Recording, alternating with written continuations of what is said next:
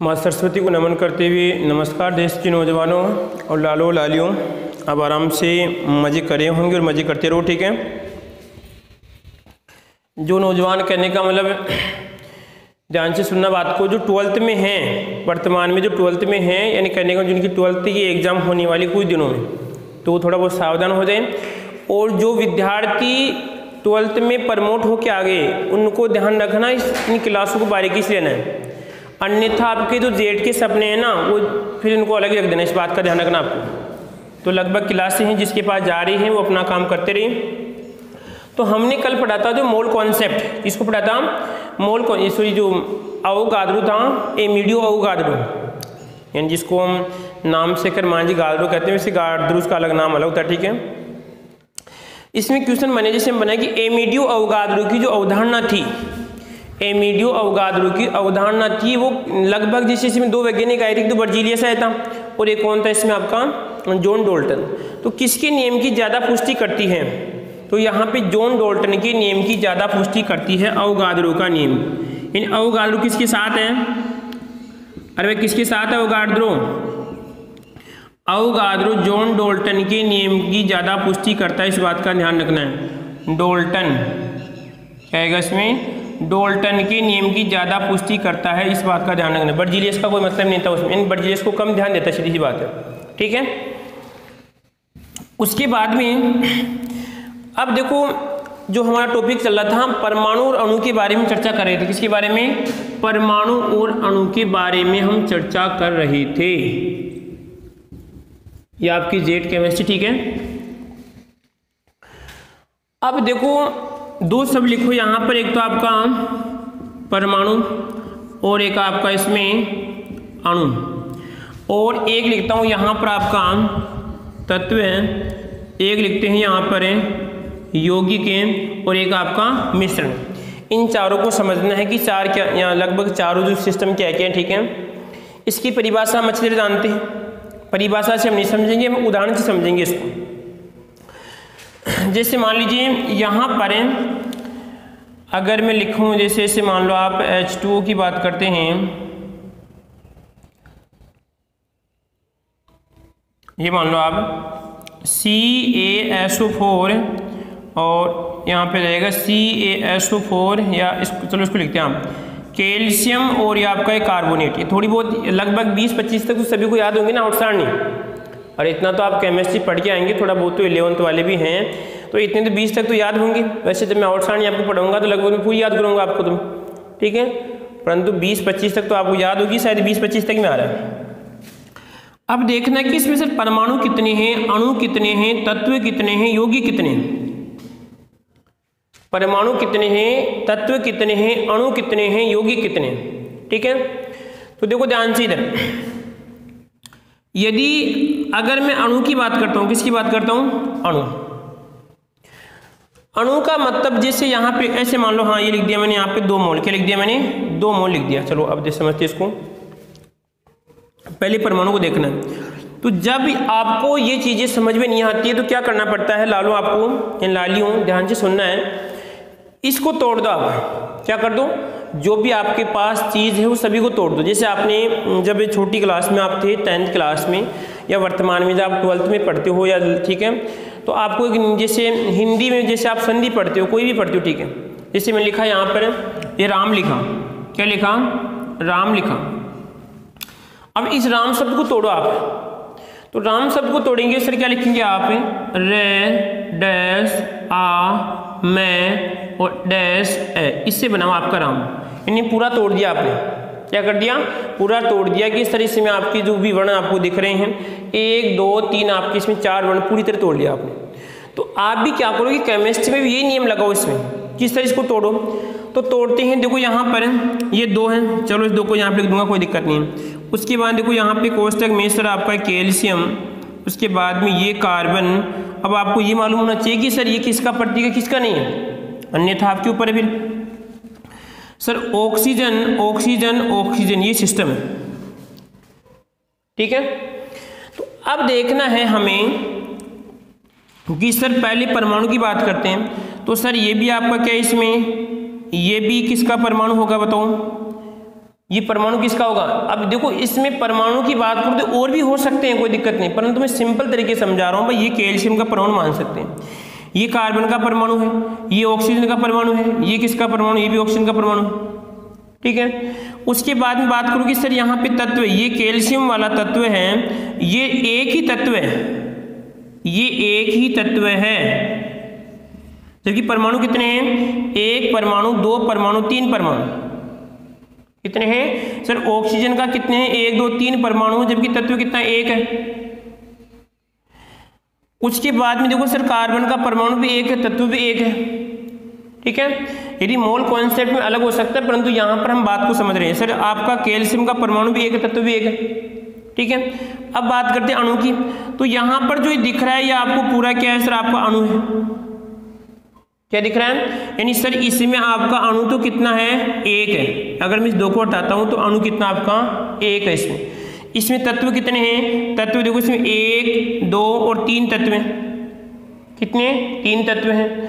और सर परमाणु कितने हैं, एक, दो और चार, एक दो कितने आपके। इसका मतलब ये हुआ कि सर इसमें तत्व तो कितने हैं, तत्व तो इसमें तीन। अब तीन कौन कौन से, एक तो कैल्शियम है, एक कार्बन है और एक ऑक्सीजन है।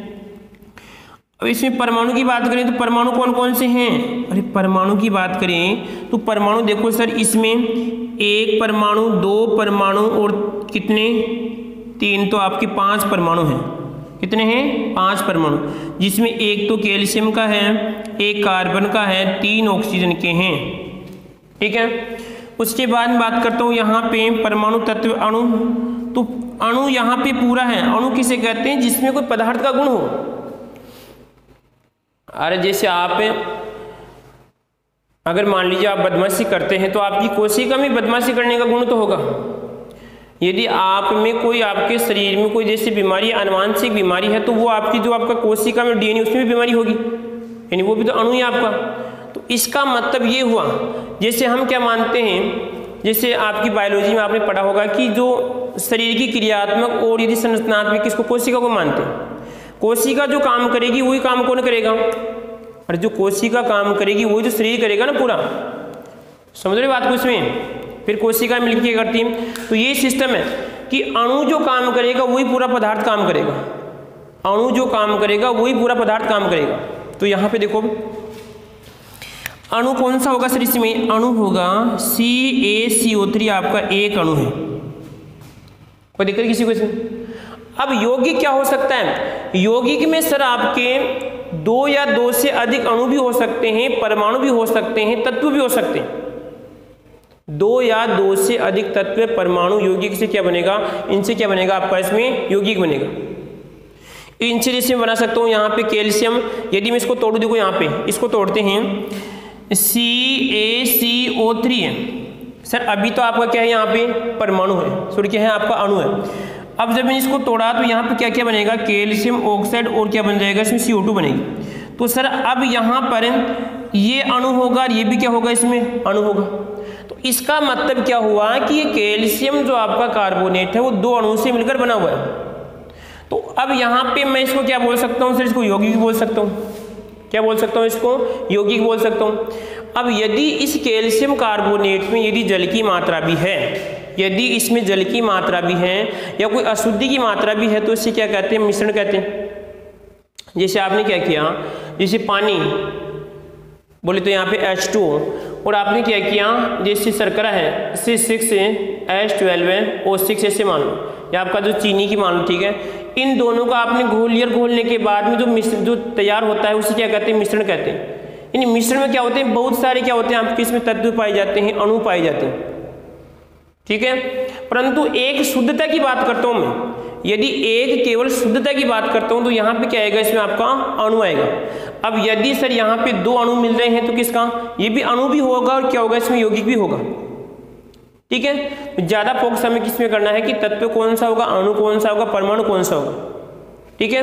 देखो हम केमिस्ट्री का लेवल लेके चल रहे हैं, ये मतलब नहीं है कि यहाँ पर कि सर मैं डायरेक्ट भी कह सकता हूँ भाई हमें पता है कि परमाणु की बताया, छुट्टी खेल खत्म। अब आते हैं परिभाषा भी।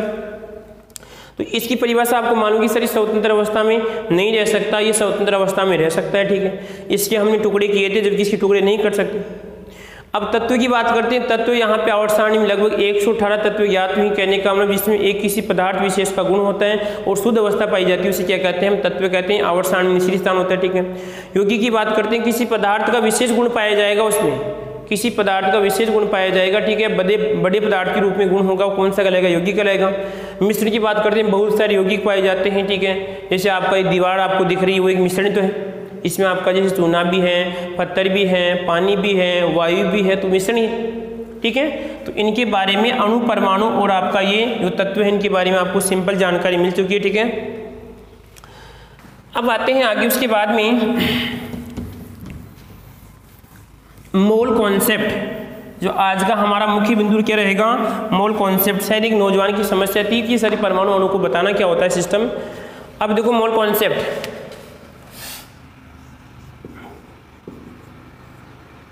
मोल अवधारणा,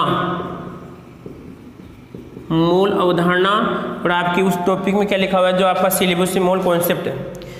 अब मोल कॉन्सेप्ट की अवधारणा अगर हम बात करते हैं, किसने बताई थी, जो आपका एमिडियो अवोगाद्रो ने ये बात बताई थी। उसने क्या बोला कि लगभग अपनी उस संख्या के आधार पर बताया था उसने कि अवोगाद्रो संख्या का मान कितना पड़ा था, हमने पीछे वाली कक्षा में 6.022। हाँ, एक नौजवान की समस्या हो रहा है, वो इससे पूछ रहा था कि सर कुछ किताबों में 6.022 लिखा हुआ है इन 10⁻23 है, और कुछ किताबों में 6.23 लिखा हुआ है, तो यहाँ पे 10 की घात कितना, 23।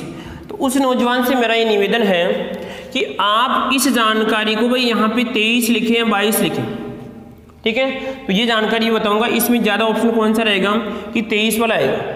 यदि कैसे आएगा, यदि यहाँ पे आपको पॉइंट हटाने का नियम याद है, दशमलव के बाद में यदि पॉइंट हटाने का या अंक हटाने का आपको नियम याद है, तो सर कितना आएगा, 3 आएगा। यदि यहाँ पे से मान लो कितना 23 है, कितना है, यहाँ पे मान लो कि सर 22 है, और जो ये वाला अंक यदि मान लीजिए 6 है, तो यहाँ पे कितना होगा, फिर 23 होगा, हटाते इसको, तो वो अभी हम चेक कर लेंगे इसको, ठीक है। तो मोल कॉन्सेप्ट के बारे में किसने बताया था, एमिडियो अवोगाद्रो ने कहा था। उसने कहा कि जैसे मान लीजिए कोई भी पदार्थ 1 मोल है, क्या है, यदि कोई पदार्थ 1 मोल है, अब मोल का मतलब समझना है, यहाँ पे किसको बताते हैं, पदार्थ की मात्रा क्या होती है, पदार्थ की मात्रा को बताते हैं, जो हमने पहले पढ़ चुके हैं, ठीक है। इसको हम कहते हैं पदार्थ की मात्रा को n से क्या करते हैं, प्रदर्शित करते हैं, और इसका ये ऐसा ही मात्रक भी होता है, क्या होता है, ऐसा ही मात्रक क्या कहलाएगा, प्रतीक मोल होता है, और यहाँ पे क्या हो जाएगा, प्रतीक इससे मोल आएगा, ठीक है। इसको n के द्वारा क्या करते हैं, प्रदर्शित करते हैं।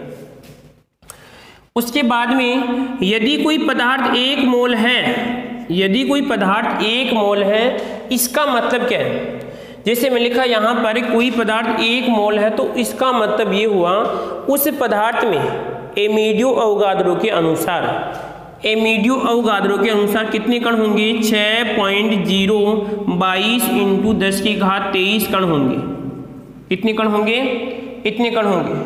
इधर देखो, यदि मैंने लिखा यहाँ पे 1 मोल लिख दिया मैंने, यहाँ पे O2 क्या लिखा मैंने, 1 मोल O2 लिखा, तो इसका मतलब ये है इस 1 मोल O2 में कितने कण होंगे, 6.022 इंटू 10 की घात कितना, 23।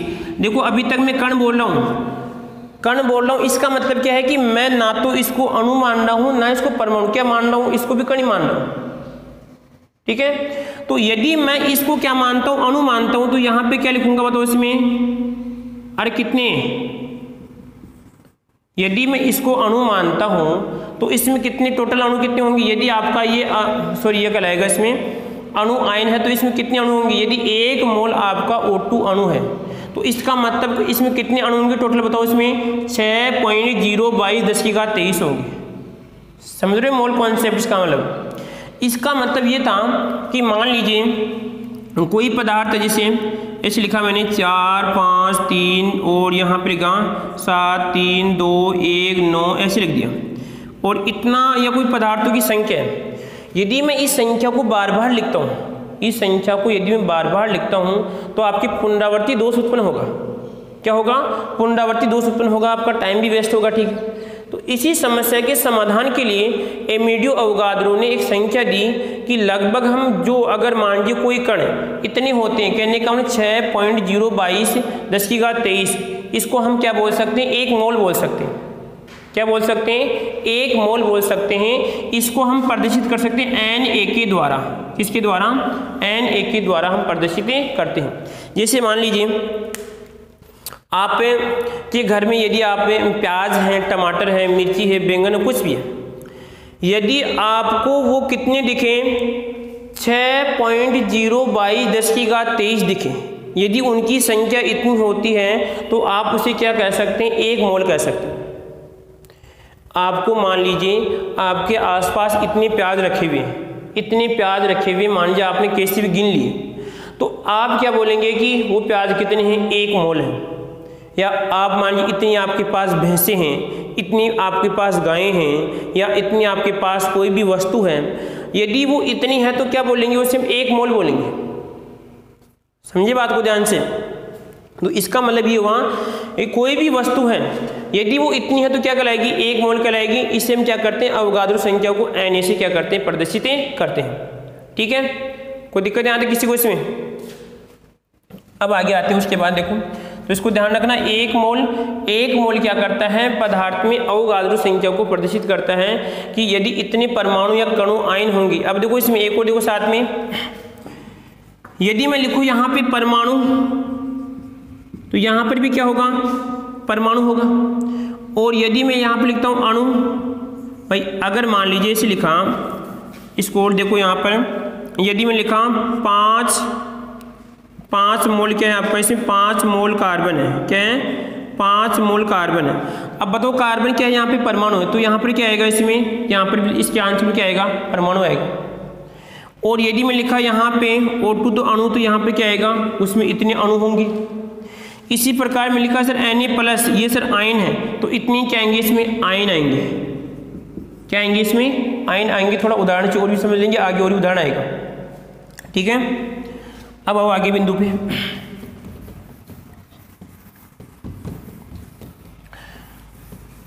अब दूसरी बात देखना है, आपने बार बार पढ़ा होगा कि मोल कॉन्सेप्ट के बाद में मोलर द्रव्यमान क्या आता है, मोलर द्रव्यमान, इसको समझना है ध्यान से। वही उदाहरण ध्यान से, आपने क्या पढ़ा कि सर Na का मतलब होता है 6.022 × 10⁻23। यदि कहीं पर भी आपको इतना दिखता है तो हम उसे क्या कहते हैं, सर Na कहते हैं। बोल सकते हैं सर आपका 1 मोल, क्या बोल सकते हैं, 1 मोल बोलते हैं। अब इसका मतलब ये हुआ, यदि जो आपको एक इतने कण दिखाई दे रहे हैं और यदि इन कणों का जितना द्रव्यमान है वो द्रव्यमान ही किसके बराबर होगा, मोलर द्रव्यमान के बराबर होगा। क्या होगा, इन कणों का जितना द्रव्यमान होगा वही क्या होगा सर आपका मोलर द्रव्यमान होगा। यहाँ पे लिख सकते हैं बराबर होगा मोलर द्रव्यमान। क्या होगा, मोलर द्रव्यमान। समझ रहे बात को इसमें। यदि ऐसे मान लो कि सर कणों की संख्या इतनी है, कणों की संख्या इतनी है, और मैंने कहा कि टोटल कणों का द्रव्यमान इतना है, इसमें जो टोटल कण है उनका द्रव्यमान इतना हो, किसके बराबर होगा, मोलर द्रव्यमान के बराबर होगा। परंतु समस्या ये है कि आप एक कण का द्रव्यमान कैसे निकालेंगे, एक कण का द्रव्यमान कैसे निकालेंगे। मान लीजिए आपको तो पता है कि टोटल का द्रव्यमान तो आप क्या करते हैं, जब इसको एक से उसी एक के कण से गुणा कर देंगे, एक के द्रव्यमान से, तो आपकी क्या जाएगा, मोलर द्रव्यमान आ जाएगा। परंतु समस्या है कि सर हम एक का कैसे निकालें। ये शायद एक पिछली बार एक नौजवान का क्वेश्चन भी था कि नौजवान पूछा था कि सर मोलर द्रव्यमान कैसे निकालते हैं। तो ध्यान से सुना इधर, जैसे मैंने लिखा यहाँ पे कार्बन 12, क्या लिखा मैंने, कार्बन 6, यानी इसका कितना होता है सर 12 होता है। ये 12 क्या है सर, इसका मोलर द्रव्यमान है। क्या है, मोलर द्रव्यमान है। समझिए इसका मतलब क्या है कि यदि कार्बन अगर मान लीजिए 12 ग्राम है, कितना है, कार्बन यदि 12 ग्राम है, तो पहली बात तो क्या स्पष्ट होती है कि सर इसमें कितने कण होंगे, बताओ सर इसमें कण होंगे बराबर हम कितने 6.022 10 की घात कितने 23 कण होंगे। कितने कण होंगे, ये क्या है सर, इसका मोलर द्रव्यमान है, ठीक है। अब देखो इधर सर, ये द्रव्यमान कैसे आया हमारे पास, अभी हमने पढ़ा यदि मैं एक कण के द्रव्यमान को यदि Na से गुणा करता हूँ तो हमारे पास क्या आता है, 12 ग्राम आता है। क्या आएगा, 12 ग्राम आएगा। तो अब मैं क्या कर सकता हूँ, एक कण का द्रव्यमान यानी कार्बन के एक कण का द्रव्यमान निकालने के लिए इस 12 में Na का भाग दूंगा। तो यहाँ पे आएगा कार्बन के एक कण का द्रव्यमान, या कण कह सकते हैं, तो यहाँ पे आएगा परमाणु। क्या आएगा, कार्बन के एक परमाणु का द्रव्यमान आएगा। देखो यहाँ पर 12 बटा कितनी हो जाएंगे, अब सर Na क्या हो जाएगा, Na। समझिए बात को, इसमें हम कार्बन के एक कण का द्रव्यमान निकाल रहे हैं और हमें कार्बन का मोलर द्रव्यमान, तो यहाँ पे सूत्र क्या बनेगा, तो इसमें मोलर द्रव्यमान क्या बन जाएगा, मोलर द्रव्यमान, और नीचे क्या आएगा यहाँ पे Na बोले तो आपकी अवोगाद्रो संख्या। इसका मतलब ये हुआ कि कोई भी पदार्थ यदि जितना यानी एक मोल है, एक मोल में यदि हम क्या करते हैं, उस Na संख्या का भाग देते हैं तो हमें एक परमाणु का द्रव्यमान या एक कण का द्रव्यमान हमें मालूम हो जाता है। तो हम एक कण का द्रव्यमान निकालते हैं। तो देखो अब 12 में क्या करना है सर, हमें 12 में 6.022 × 10⁻23 का भाग देना है। तो यहाँ पे कितना आएगा, देखो इसमें अगर इसको आप थोड़ा बहुत लगभग करते हैं तो यहाँ पे हट जाएगा, यहाँ पे 1 2, तो लगभग कितना आएगा, 1 और 7 9 के आसपास आएगा। इसको अगर हल भी करके देखते हैं पूरा, तो यहाँ पे आएगा 10 की घात कितना आएगा, 10 की घात -24 के आसपास आएगा। अब देखो ध्यान से समझना, कार्बन के एक कण का द्रव्यमान कितना है, 1.79 10⁻24 एक कण के, जबकि कार्बन के मोलर द्रव्यमान, कार्बन के इतने कणों का द्रव्यमान कितना है, 12 ग्राम है। कितना है, 12 ग्राम है। और मैंने क्या कहा, एक कण का द्रव्यमान, तो एक कण का द्रव्यमान यदि 12 ग्राम में इसका भाग देता हूं तो एक कण का द्रव्यमान हमारे पास से आ जाता है। तो इस प्रकार आप क्या कर सकते हो, मोलर द्रव्यमान भी इसके द्वारा चेक कर सकते हो, और यहाँ पर आप कर सकते हो यहाँ पर कि एक कण का द्रव्यमान निकाल सकते हो, ठीक है। अब अवोगाद्रो संख्या भी निकाल सकते हो। जो कैसे कि अवोगाद्रो संख्या कैसे आती है, सूत्र हमारा क्या है, सूत्र है कार्बन की एक कण का परमाणु, तो यहाँ पे मोलर द्रव्यमान और यहाँ पे क्या लगेगा, Na, इसके आधार पे निकाल सकते हैं। देखो यहाँ पर और Na का सूत्र लिखना आपको एकदम, यहाँ पे आएगा कि सर हमें Na का मान निकालना, किसका मान निकालना, Na का। तो Na का मान निकालने क्या बनेगा, सर देखो यहाँ पर आएगा मोलर द्रव्यमान, और क्या आएगा इसमें, सर दोनों गुणा होंगे, क्या होंगे इसमें, जब सर आपका Na है, Na का निकालने गुणा नहीं होंगे तो क्या होंगे बताओ इसमें। फिर जब ये इसके नीचे जाएगा, यहाँ पर आएगा, तो आप क्या करो, मोलर द्रव्यमान में किसका भाग दे दो, इसमें एक परमाणु का द्रव्यमान, एक परमाणु का द्रव्यमान हो। तो अब देखो कि मोलर द्रव्यमान कितना है सर, कार्बन का हमें पता है कि 12 है, कितना है 12 है, और एक का कितना है सर, एक का 1.79 10⁻³ कितना है, -24 है। अब इसको हल करते हैं तो घात ऊपर किसी में जाएगी बताओ, इसमें घात सर ऊपर आपके 23, 1 पॉइंट इधर से आएगा, इसका भाग में कितना आएगा, वही 6.0, क्योंकि मेरे को तो याद है, और आप भी हल कर सकते कितना आएगा इसमें, ये देखो 23, ये किसका मान आ गया सर, अवोगाद्रो संख्या का मान आ गया। क्वेश्चन कैसे भी घुमा फिरा के दे सकता आपको पूछ सकता है कि यदि किसी पदार्थ का मोलर द्रव्यमान है, एक मोल का द्रव्यमान, जैसे यहाँ पे लिखा मैंने H2 लिखा, क्या लिखा, एक तो H लिखा और एक लिखा H2 लिखा, और ये भी कितनी है, 1 मोल है, ये भी कितनी है, 1 मोल है। तो इस 1 मोल का तो द्रव्यमान कितना होगा, 1 होगा, इसका कितना होगा, इसका 2 होगा। अब ये दोनों ही मोलर द्रव्यमान है, ये दोनों ही मोलर द्रव्यमान है, देखो ध्यान से, सर ये तो किसका है, परमाणु का है, और ये किसका अणु का है। ये दोनों ही मौलिक द्रव्यमान होता है सर आपका, ये एक तो परमाणु की अवस्था में, ये अणु की अवस्था में है। ठीक है, तो कोई दिक्कत यहाँ किसी को इसमें, और इसकी एग्जाम्पल पढ़ते हैं। ठीक है, और देखो यहाँ पर आगे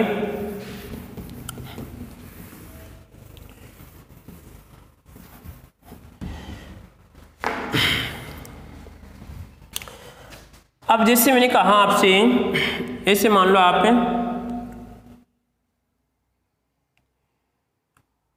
18 ग्राम की बात करें तो यहाँ पे मान लो कि 18 ग्राम क्या है आपके पास, अगर 18 ग्राम H2 है, क्या है 18 ग्राम H2 है। इस 18 ग्राम H2 में आपको परमाणु की संख्या बतानी है, या किसकी बतानी है, 18 ग्राम H2 में अणु की संख्या ज्ञात करो। किसकी संख्या ज्ञात करो, अणु की संख्या ज्ञात करो। देखो ध्यान से समझना है क्वेश्चन को। अब पहले हमें देखना है क्या पूछ रहा है कि 18 ग्राम H2 में अणु की संख्या ज्ञात कीजिए। तो अणु की संख्या ज्ञात करने के लिए हमारे पास सूत्र क्या था, सूत्र पे जाना है। तो सर अणु की संख्या या परमाणु की संख्या वो एक ही सूत्र था इसमें, तो यहां पर आएगा अणु की संख्या। अब कैसे निकालेंगे बताओ, अरे अणु की संख्या कैसे निकालेंगे,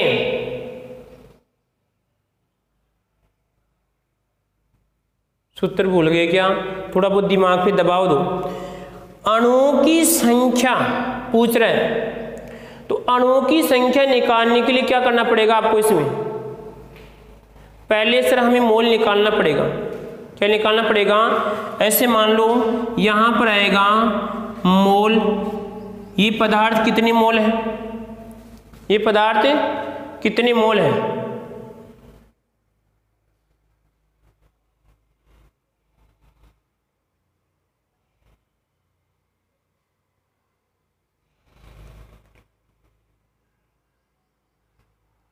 हाँ जो भी चल रहा है, क्या चल रहा है सिस्टम।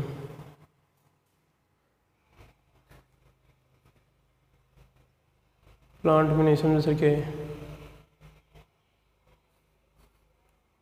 हाँ हाँ ये तो खरीदो जो भी है इसका क्या दिख रहा है, हम क्या होते हैं। हाँ अरे भाई देखो इसमें वो एक नौजवान था, तो सर हमें क्या करें, अणु की संख्या निकालनी है, अणु की संख्या निकालनी है, यहाँ पे पूरी दे रखा है मोल। अब अणु की संख्या निकालने के लिए, अणु की संख्या निकालने के लिए कि जैसे मान लीजिए हमारे पास क्या होना चाहिए, एक तो Na होना चाहिए, क्या होना चाहिए सर आपका Na होना चाहिए, अवोगाद्रो संख्या होनी चाहिए। ठीक है, क्या होनी चाहिए आपकी अवोगाद्रो संख्या होनी चाहिए। हम जानते कितना सर आपकी 6.022 इंटू 10 की घात कितना होता है 23 होता है।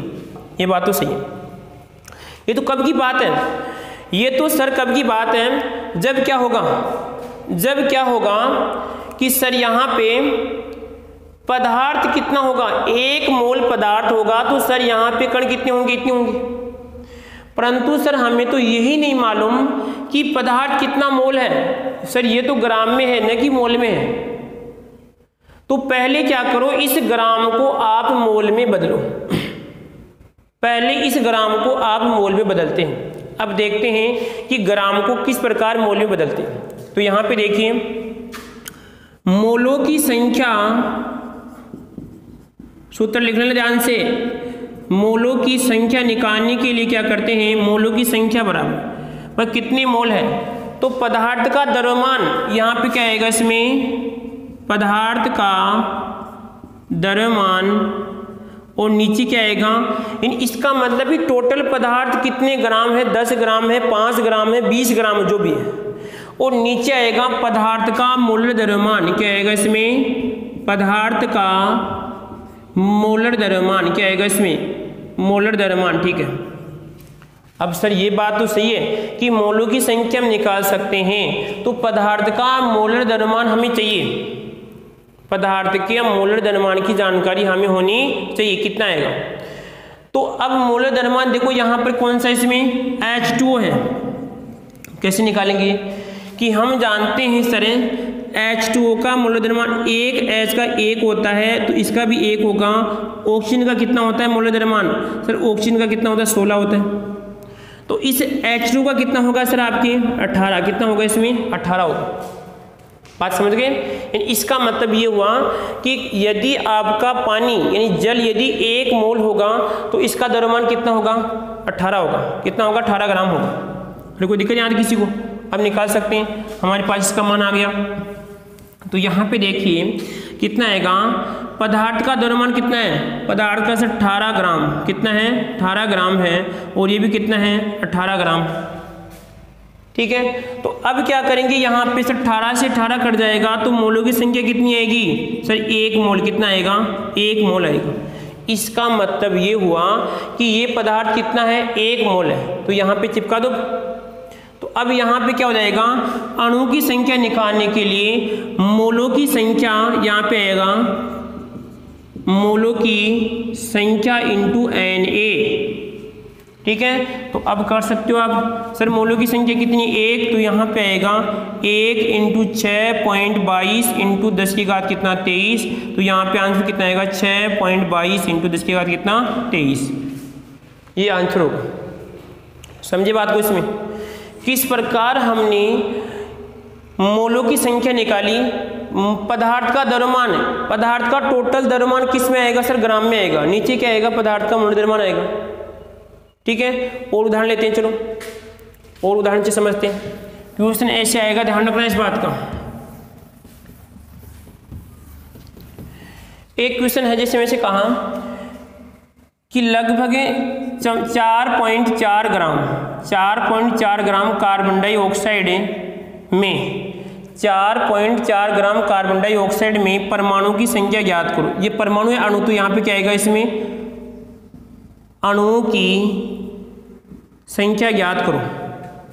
तो अणुओं की संख्या ज्ञात करने के लिए हमारे पास सूत्र क्या था अभी? सर मोलों की संख्या इंटू आपका Na। तो यहाँ पे आएगा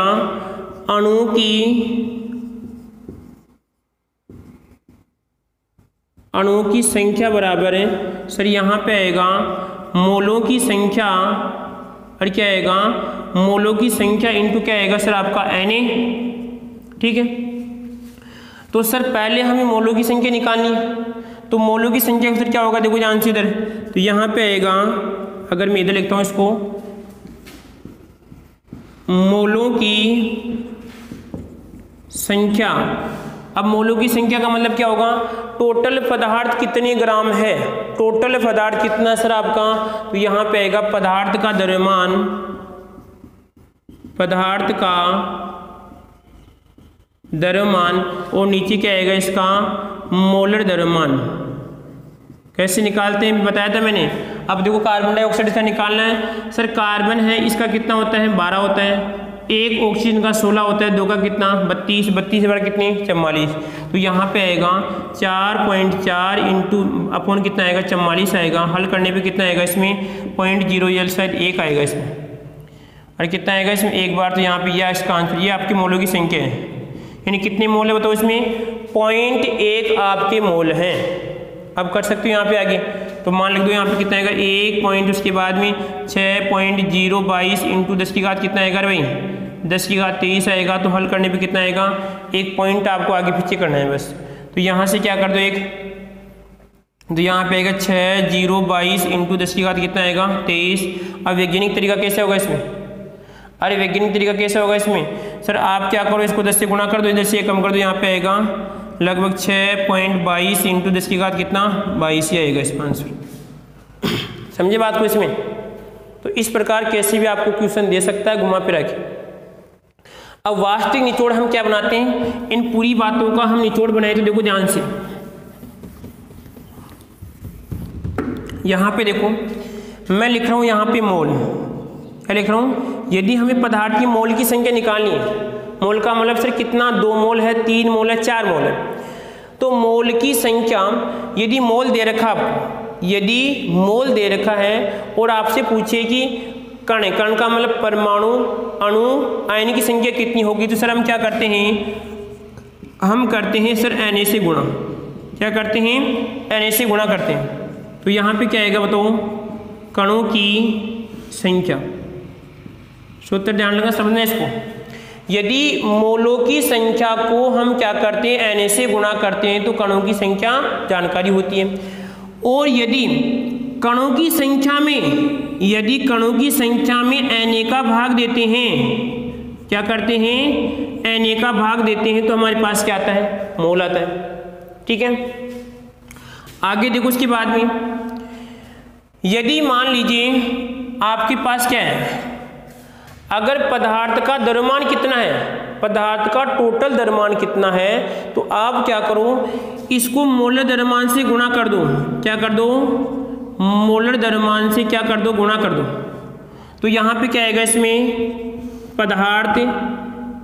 पदार्थ की मात्रा क्या है, इसमें आएगा पदार्थ का द्रव्यमान, टोटल पदार्थ का द्रव्यमान आ जाएगा इसमें, टोटल पदार्थ का द्रव्यमान। और यदि टोटल पदार्थ में इसका भाग देते हैं तो वापस क्या आएगा, हमारे पास मोल आएगा। यहाँ पे क्या करते हैं, गुणा करते हैं, और यहाँ पे रहेगा इसमें मोलर द्रव्यमान, क्या आएगा इसमें, मोलर द्रव्यमान, और यहाँ पे क्या आएगा सर, आपका ये भाग आएगा। तो समझिए बात को, इसमें इसको ध्यान रखना।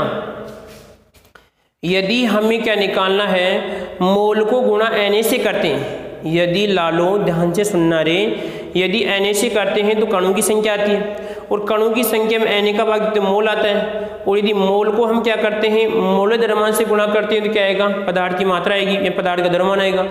और यदि यहाँ पे क्या आएगा, इसमें अगर यहाँ पे क्या दे रखा है, इसमें यदि मोलर द्रव्यमान का भाग देते हैं तो क्या आएगा, इसमें आपका मोल आएगा। समझे? अरे कोई दिक्कत यहाँ किसी को इसमें? समझो इस क्वेश्चन को, समझो ध्यान से। ठीक है, मैं टाइम देख लेता हूँ कितना टाइम हो गया,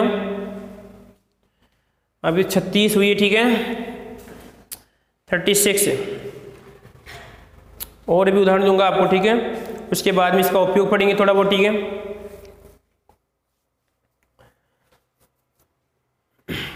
छाप लिया होगा। ठीक है सभी ने। अब देखो आगे, इसको हम एक उदाहरण और लें शाम कि सर जिसमें हमारा सभी काम हो जाए, जिसमें हमारा पूरा का पूरा क्या हो जाए, इसमें काम हो जाए। तो ऐसे मान लो हम यदि अगर लेते हैं 2.5 मोल ले, हाँ चलो ऐसे मान लो, अब ले रहे हैं। अभी मैंने कहा कि ऐसे मान लो ये जो कार्बन डाइऑक्साइड, ऐसे मान लो यहाँ से क्वेश्चन उठा रहा हूँ, ध्यान इसको पूरे को एक साथ समझेंगे। यदि 2.5 मोल क्या है, कार्बन डाइऑक्साइड है, ये क्वेश्चन है। अब इससे पहले मैंने आपसे पूछा कि यदि 2.5 मोल कार्बन डाइऑक्साइड है तो बताओ कणों की संख्या कितनी होगी। तो सर क्या बनेगा, Na से गुणा कर दूं। तो पहले क्वेश्चन का आंसर क्या होगा, 2.5 इंटू, अब Na का मान कितना होता है भाई, Na का मान होना चाहिए आपको 2.5 इंटू, फर्स्ट क्वेश्चन बनाया तो यहाँ पे कितना हो जाएगा, 6.022 इंटू 10 की घात आपका 23। तो यहाँ पे कितना आएगा इसे बताओ। अगर हम करते हैं इसको गुणा करो तो लगभग 25 के आसपास, तो 25 × 50 और यह भी लगभग किसके 15 के आसपास आएगा शायद, 15 और लगभग यहाँ पे एक और जाएगा 10 की घात कितना, इसे मान लो 23 कितना आ गया। वैज्ञानिक तरीका नहीं लिखते हैं यहाँ पे, समझ रहे क्वेश्चन को। यानी क्या आ गई इसमें, कणों की संख्या, क्या आ गई इसमें, कणों की संख्या आ गई। ठीक है, अब दूसरा क्वेश्चन क्या बनाते हैं, सर कणों की संख्या से क्या निकालो, मोल निकालो। तो आप क्या करो, कणों की संख्या में Na का भाग दे दो। क्या करते हैं, तो अब जब कणों की संख्या में Na का भाग देते हैं तो वापस हमारे पास क्या आएगा, वही 2.5 मोल आएगा। कितना आएगा, 2.5 मोल आएगा। चलो ठीक है, ये भी हो गया, 2 क्वेश्चन हो गए। तीसरा क्वेश्चन देखना है, हमें टोटल पदार्थ की मात्रा निकालनी है। टोटल पदार्थ की मात्रा निकालने के लिए हमारे पास क्या होना चाहिए, इसका मोलर द्रव्यमान होना चाहिए। तो यहाँ पे इस कार्बन डाइऑक्साइड का कितना 12 और यहाँ पे कितना 32, तो कितना होता है 44।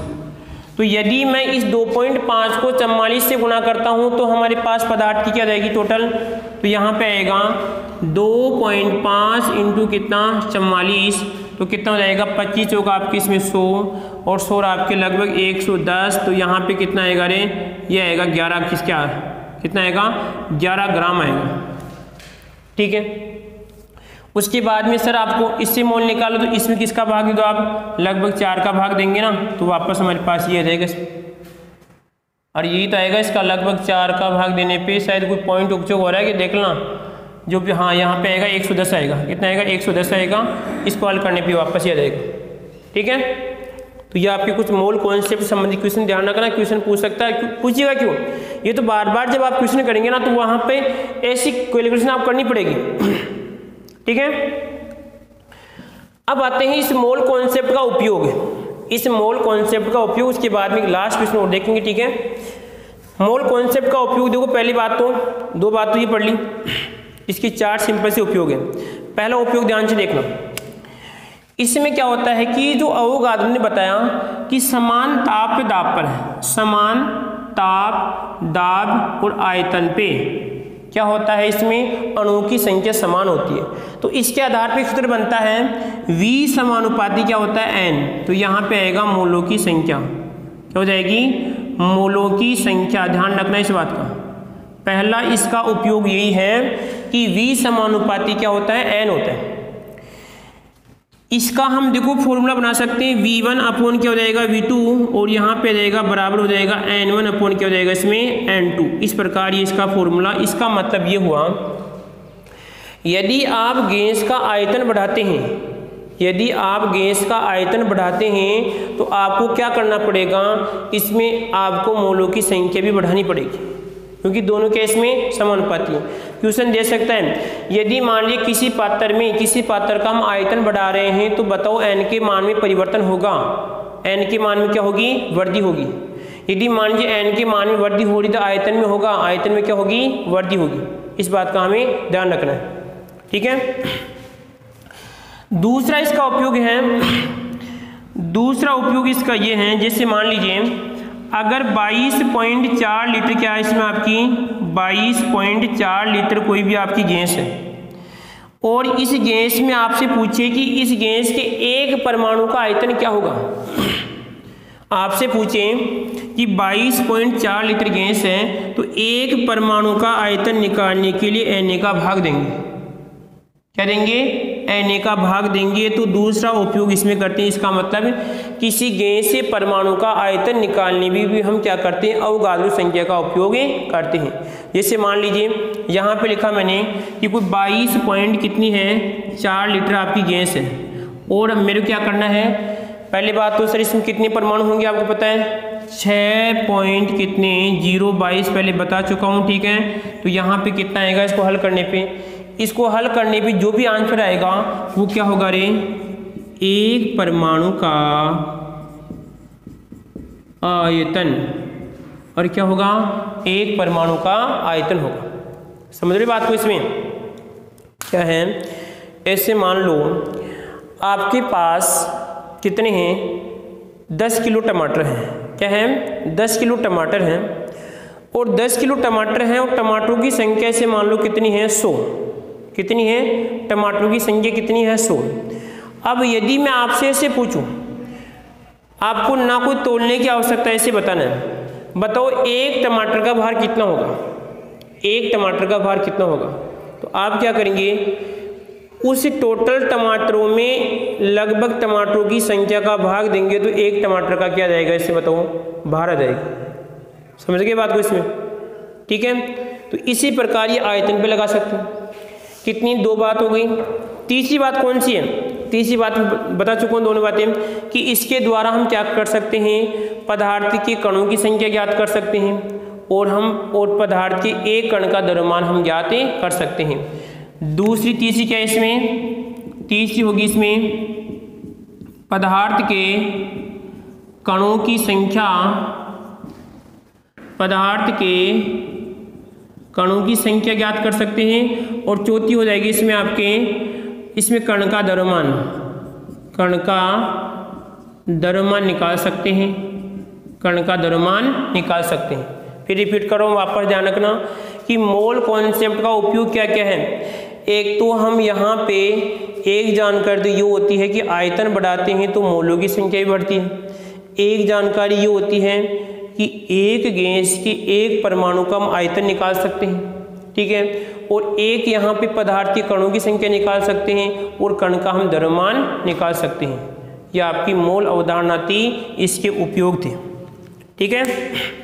कोई दिक्कत है यहाँ तक किसी को? इसमें दिक्कत है तो आपकी होगी, ठीक है। अब क्या दिक्कत हो सकती है इसका, तो हम भी क्या मालूम कि आपको पता है कि ऑनलाइन क्लास चल रही है और वो भी कैसी है, सभी को मालूम है कि आप बाद में देखते हैं। अब एक क्वेश्चन और दे रहा हूँ आपको, ठीक है। देखो इधर क्वेश्चन बनाते हैं, ठीक है। अब बना के आपको देते हैं, फिर आपकी और भी क्लियर हो जाएगी। ऐसे मान लो मैंने कहा कि लगभग 88 ग्राम, क्या है, 88 ग्राम कार्बन डाइऑक्साइड में, 88 ग्राम कार्बन डाइऑक्साइड में अणु की संख्या ज्ञात करो, अणु की संख्या ज्ञात करो, ठीक है। उसके बाद में अणु की संख्या हो जाएगी और एक उसके बाद में लिखो इसी में यहाँ पे मोलों की संख्या, मोलों की संख्या ज्ञात करो। ये दो क्वेश्चन है, एक ही क्वेश्चन से हम दो क्वेश्चन बना रहे हैं। आपके पास 88 ग्राम कार्बन डाइऑक्साइड है और उसमें आपको अणु की संख्या निकालनी है और मोलों की संख्या निकालनी है। तो अगर मैं पहले मोलों की संख्या निकालते हैं तो इस क्वेश्चन को देखो यहाँ पे करें तो इसका मतलब क्या होगा, यदि मोलों की संख्या निकालनी होती है, हमें मोलों की संख्या निकालनी होती है, हम क्या करते हैं, टोटल जो पदार्थ का द्रव्यमान है, तो हमारे पास सूत्र क्या था, यहाँ पे लिखेंगे मोलों की संख्या, मोलों की संख्या बराबर होगा पदार्थ का द्रव्यमान, पदार्थ का द्रव्यमान, और नीचे क्या आएगा इसका, मोलर द्रव्यमान, ठीक है। अब बताओ ये अणु है या परमाणु है, तो यहाँ पे अणु, तो यहाँ पे अणुभार भी कह सकता हूँ, इसको अणुभार भी कह सकते हैं, कोई दिक्कत नहीं है, अणुभार भी कह सकते हैं। तो कितना आएगा बताओ, पदार्थ का कितना है 88, कितना है 88 है, और उसके बाद में कितना है, लगभग इसका कितना होता है 44, अरे कितना होता है 44 होता है। तो यहाँ पे कितना कटेगा तो कितना आएगा 2, तो यहाँ पे आएगा इसमें 2 मोल, कितने हैं 2 मोल आपकी कैसे बताओ, ये कार्बन डाइऑक्साइड है, ठीक है। दूसरा क्वेश्चन क्या है हमारा कि अणुओं की संख्या ज्ञात करो, अणुओं की संख्या ज्ञात करो। तो यहाँ पे अणुओं की संख्या ज्ञात करने के लिए क्या करते हैं, क्वेश्चन नंबर 2 ऊपर वाला है, ठीक है।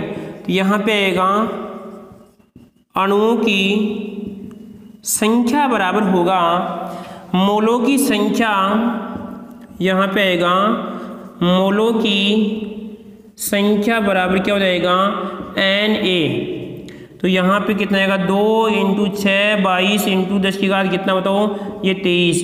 अब जो भी आंसर आएगा वो क्या होगा इसमें बताओ, इसमें इसका दुगना कर लो, जो भी है 12 के आसपास आएगा, ठीक है। 12 जो भी है 10 की घात 23 के आसपास आएगा, ठीक है। तो यहाँ पर आपका मोल कॉन्सेप्ट था। इसके अलावा और भी क्वेश्चन, एक क्वेश्चन आपको देके जा रहा हूँ, ठीक है। मैं एक क्वेश्चन और देखते हैं, एक क्वेश्चन आपको देके जा रहे हैं भाई, एक लास्ट क्वेश्चन आपको देके जा रहे हैं। एक क्वेश्चन आपको करना है भाई, क्वेश्चन नंबर है आपका, क्वेश्चन ये है कि 2 ग्राम क्या है, 2 ग्राम क्लोरोफिल है, क्या है 2 ग्राम क्लोरोफिल है, समझ रहे हो क्लोरोफिल क्या होता है। 2 ग्राम क्लोरोफिल में लगभग कितनी है,